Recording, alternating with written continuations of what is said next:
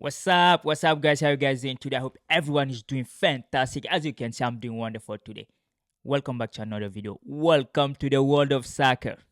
Happy Saturday. I hope everyone is enjoying the Saturday.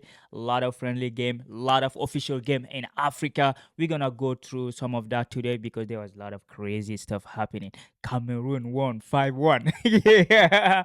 I'm glad they were able to fix the problem at the federation, but that's good. That's good. And of course, yo, England lost to Iceland. Bro, the Viking came to conquer England in the medieval era, and they come in 2024. You cannot stop them. Yo, come on, guys. I mean, the last time England played Iceland was in 2016, and they lost. And now they lost again. England is in top three, right? Top three or top five in the world in the FIFA ranking, and Iceland is the 72. But Gareth Southgate managed to lose to them yesterday, and the Mirror are saying if Southgate won the Euro with this defense, he deserves to be knighted. You know, the knight. You know, the king. Maybe the king will give him the medal of the MBE, member of a British Empire. Yeah. But anyway, it is scary to see England play like that because the defense is. This is what happened if you don't play Gallagher, you know. But hey, you can say where Gallagher wasn't there, Jude Bellingham didn't play, you know, and of course Johnston got injured again. That's crazy. I don't know what's gonna happen. But hey, according to the bookie, they are the favorite to win the Euro. Without talking with us, the French, bro, the tricolor Ella. People don't respect France. I don't know why, but we're gonna teach you how to respect us. You should listen to what our coach say, Gigi Deschamps. Gigi Deschamps said, "There is not a coach who would rejoice saying, 'Oh yeah, we lost the game, but we played really good.' He's not that guy. He want to win the Euro. He said he's not there for display. You know, France will come to win the Euro. That's the ambition." I understand that. That's the only thing that's missing to Dessen right now. He won the World Cup. Now he just need to win the Euro and everything will be settled. And we all support him to win that because we want to see Zidane in our bench now, you know, because this generation is really great. And DJ Desan has been there since 2013 or 14. He's been with the national team more than 10 years. I think he's 12, 13 years now. So, hey, he already had a really bad generation from, you know, you remember the Nasri, the Ribery, and all the problem, and then to this great generation, Pogba, Kante, you know, and then now we have a Chouameni, Kamavinga. So he can win the Euro with this team, and I can't wait to see the Euro start because everyone will be just screaming, "Oh, you know, England lost." Is friendly, people. Come on, chill out. It's a friendly games, and I'm pretty sure playing in the Euro, every team will be playing seriously because Portugal just lost to Croatia too. Ronaldo didn't play, so don't say it's Ronaldo's fault. Yeah. So hey, we can wait. There is a really important game tonight that I really don't want to miss. Is Mexico against Brazil, and I think United States is playing Uruguay. So it's gonna be fun, you know. It's just like a game before game because all these teams gonna play each other in the Copa America starting on June 21st, 24th, I think. So we can wait to see that. Anyway, we're gonna go to Africa. Give because the final game has been played. The third days of the World Cup elimination. I mean, there's a lot of crazy games. So we're gonna just give the result and then go to Chelsea information. You know, Namibia, Liberia 1-1. Tanzania, Eritrea. The game was cancelled. Sierra Leone won against Djibouti. I just hope like Rudiger play for Sierra Leone, you know, because he's been working with the Sierra Leone flag in the UCL final. So like, yeah, we want to see that. And of course, Central Africa won against Chad. Hey, there is something you don't know about me. I'm an international. I'm an international kid. I'm Malian, I'm Central African, of course I'm American, and of course I support Algeria because I love that country. Now I live there. And France, yeah, don't even start with that. You know, those are my country. So like I'm kind of ho in the sporting football. Like, you know, I support everybody, but it's because the diversity of my family and where I have to happen to live. So like I have many countries to support. So Central Africa won against Chad. I can't wait to see Central Africa and Mali because that would be crazy. It's my mom versus my dad. That would be crazy. But hey, Togo South Sudan 1-1. Tunisia beat Equatorial Guinea 1-0, which is surprising. Guinea Equatorial didn't win a single game. They were good in the African Cup, right? Of course, Malawi won against Sao Tome and Principe 3-1. Libya won against Mauritius 2-1. And of course, Sudan beat Mauritania 2-1. You know, I think there is a war going on in Sudan. It's North Sudan, not South Sudan. I mean, hey, let's just pray for peace for all these country. Congo, Niger reported Guinea-Bissau, Ethiopia 0-0. Of course, Mali against Ghana 2-1. I swear to God, that team sucks. I don't know, Ghana and Oga, what are you doing, bro? Like, how can you come to Bamako and win against you guys sucks. Like, but it's not your fault. It's our player, and I would say it's our coach, bro. Like, how can you play like that? We're playing home. We went to first half up, bro. Like, how can you come back in the first half, play worse than you play in the first half? Come on, guys. Yo, the World Cup is 48 now. 48. We couldn't make when it was 32. Yo, they added a 16 addition spot. I swear to God, if Mali don't make it to the World Cup this season, we're gonna go crazy. We're gonna start. You will see. We're gonna bring us our juju. You see, okay? So we lost that, but hey, the table is still good. We're still only 1 point behind the lead, which yeah, we all know they're gonna come down. Ghana have 6 points, Mali have 4 points, and there is a three more team that have 6 points. I think Central Africa have 4 points too. So we are in the same group. That's good. And of course, Senegal did tie 1-1. Good game. Senegal against DR Congo, two great team. They both were in the AFCON. Senegal is one of the best team in Africa, and Congo is of course the fourth best team last year. In the AFCON, they were in the semi-final, and of course Egypt beat Burkina Faso, Benin, Rwanda 1-0. Benin won, and of course Algeria lost to Guinea 2-1. Crazy how Algeria react to that. I mean, Kuya. Was speak. Yalla, kuya.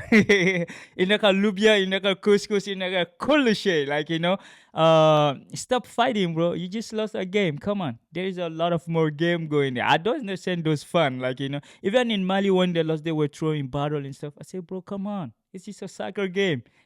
So Algeria lost to Guinea 2-1. There was a lot of backlash, they fan and crazy. You cannot leave Riyad Mahrez like you leave him out of a squad and then accept to create a lot of things. I think Belali is good, Hassan Nawar are good, but hey, come on, bring in your best player. And of course, Kenya, Burundi 1-1 at those are neighbor there. Zimbabwe, Lesotho 2-0. Lesotho, the country beating inside of South Africa. Yo, they surprised Zimbabwe. They beat them 2-0. And of course, Mozambique beat Somalia 2-1. Angola, Estonia 1-0. Madagascar won Comoros 2-1.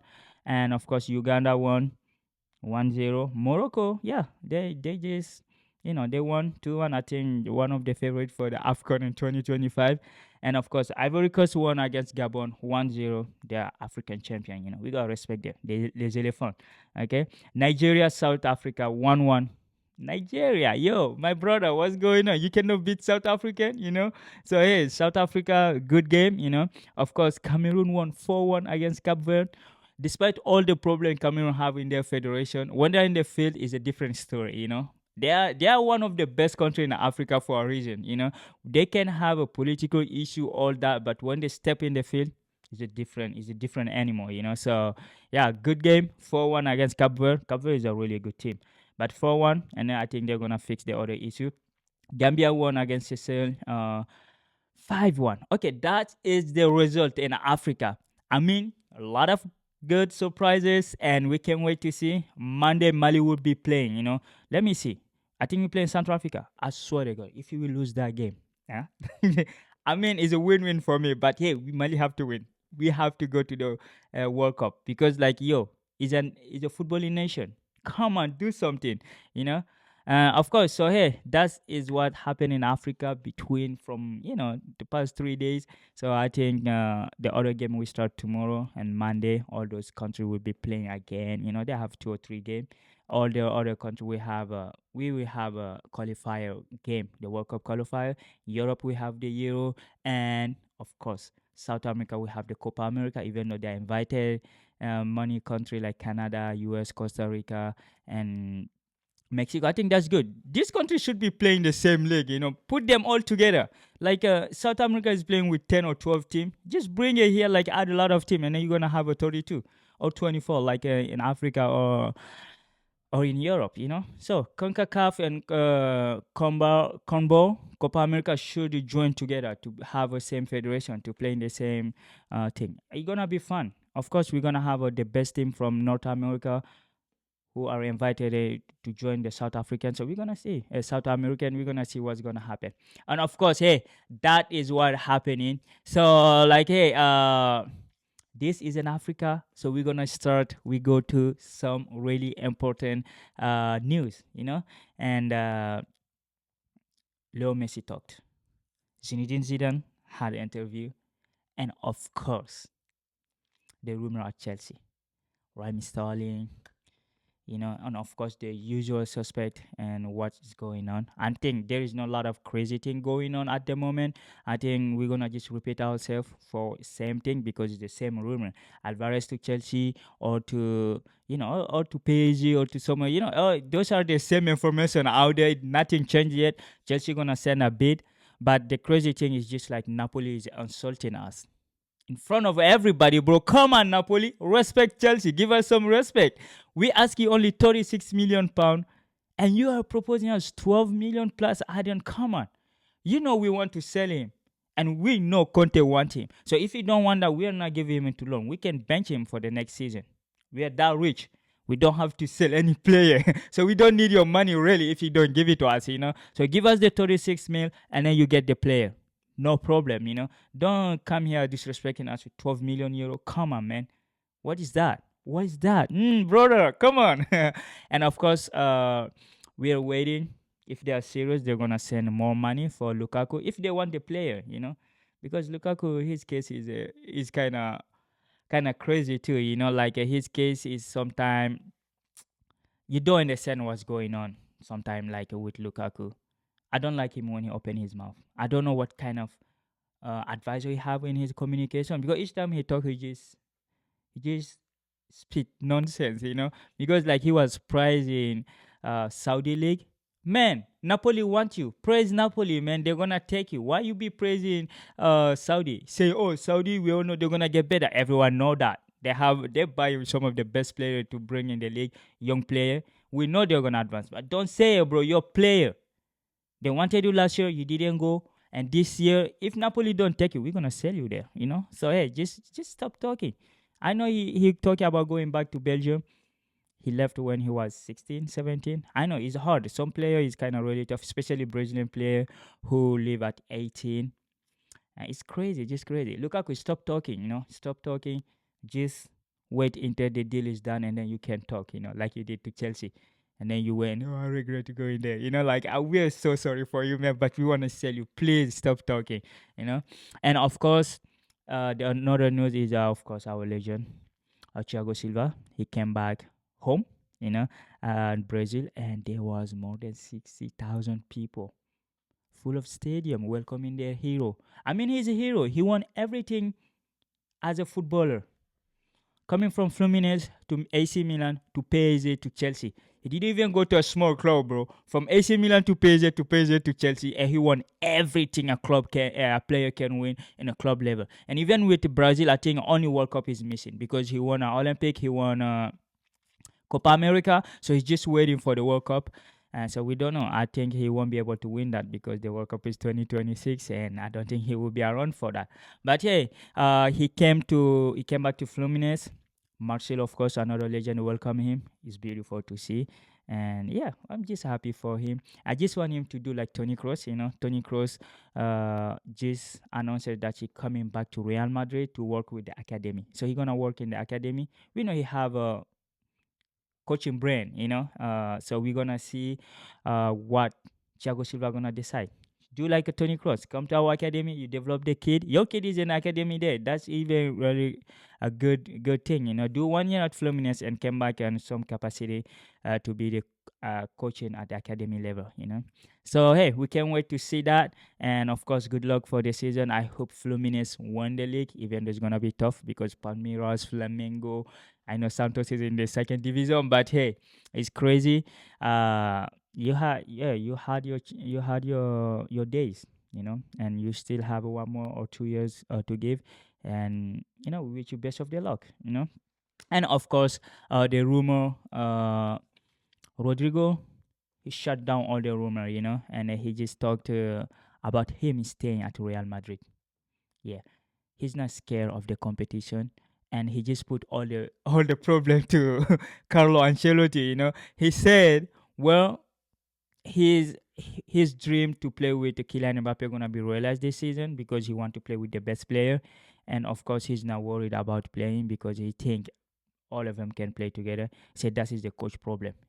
He trusts Ancelotti to find a way to play them all together. So that is interesting because he didn't say he would accept to play the second role because this season Real Madrid has been playing with two striker, with four midfielder. So we don't know how that gonna work if Ancelotti gonna go with three.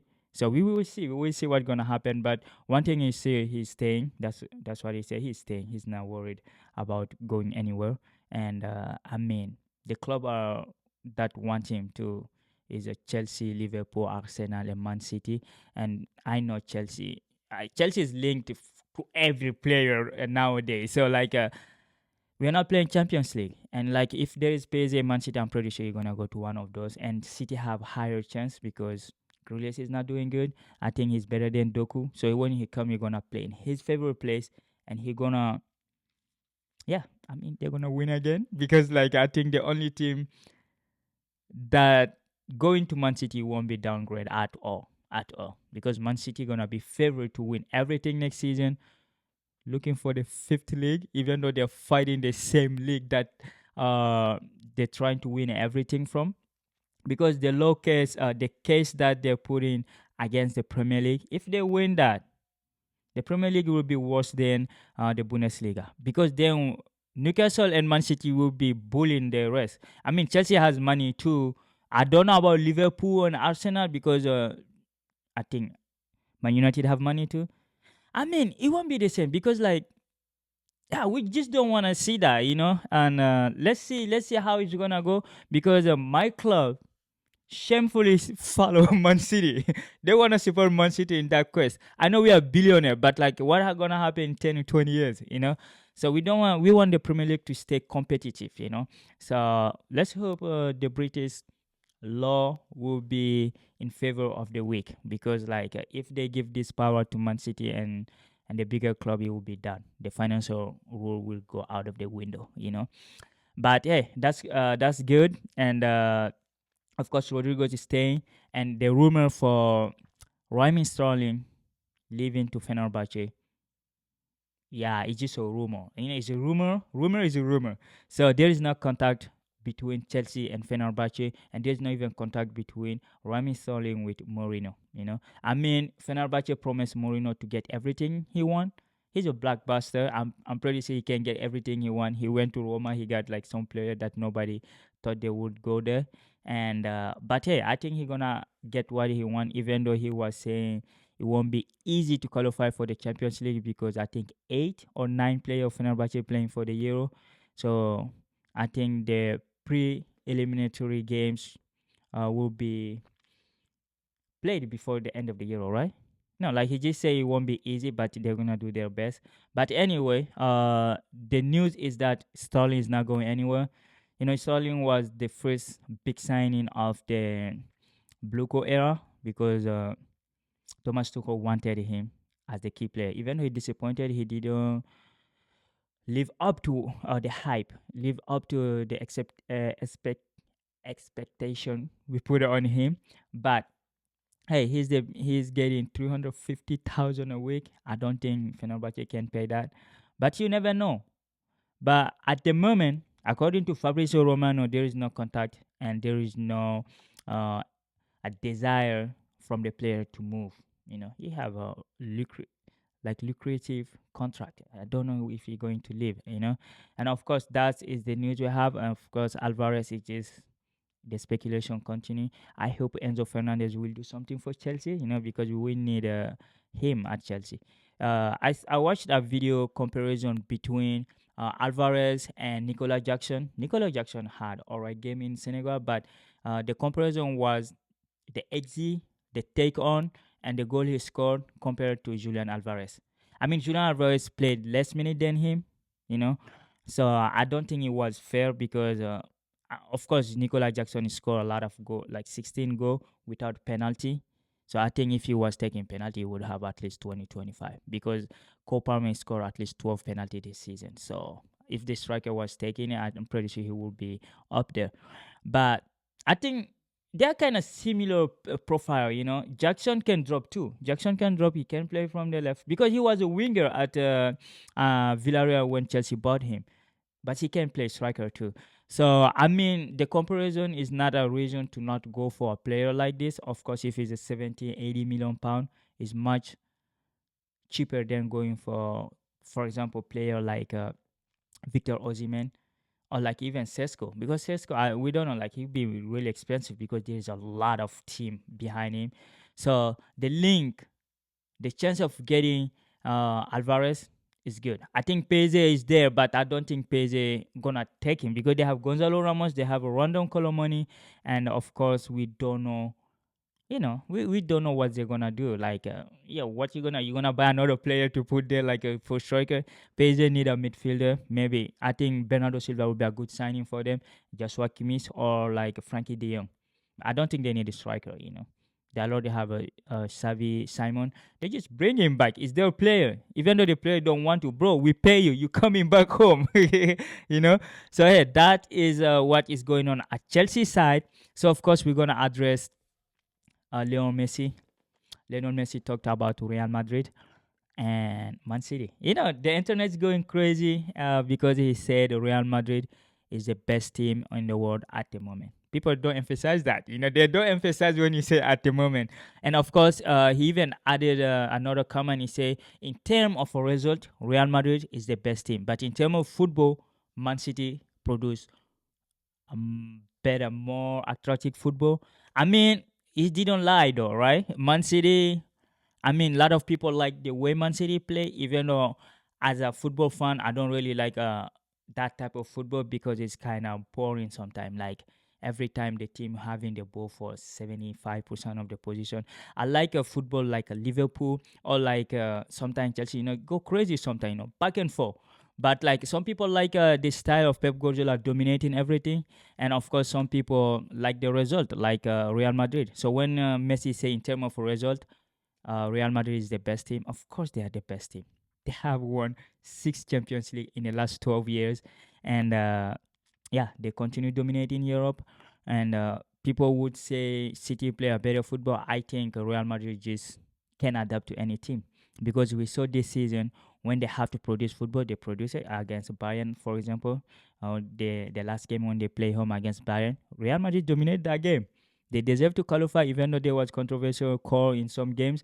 But Real can suffer and they can dominate, which is not the case of Man City. I don't think City can suffer. Each time City suffer, they lost. But Real Madrid play with the asset they have. They have a midfielder that can dominate. If Toni Kroos took the ball, they know they can dominate you.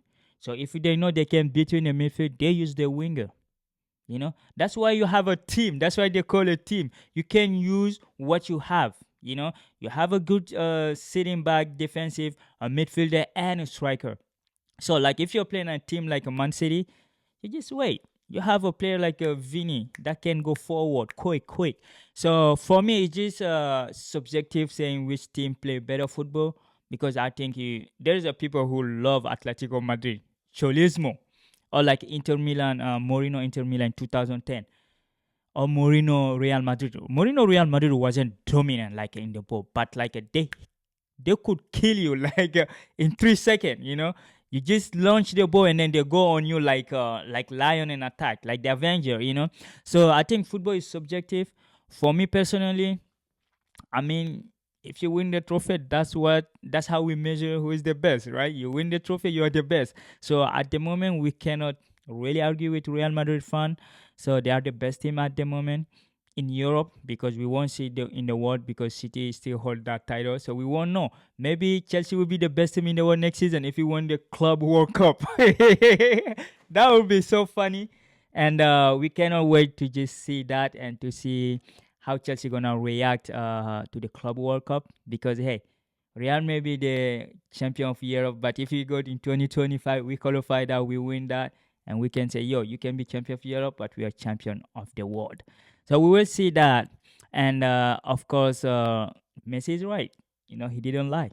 In terms of result, it's Real Madrid. In terms of football, in his opinion, is Man City, which is the opinion of a lot of people. So you cannot argue with that. And of course, you gotta respect his partiality because it's really hard for a Barcelona legend to talk like that. Can you imagine you play for Barcelona all your life and you have to admit, oh yeah, Real is the best.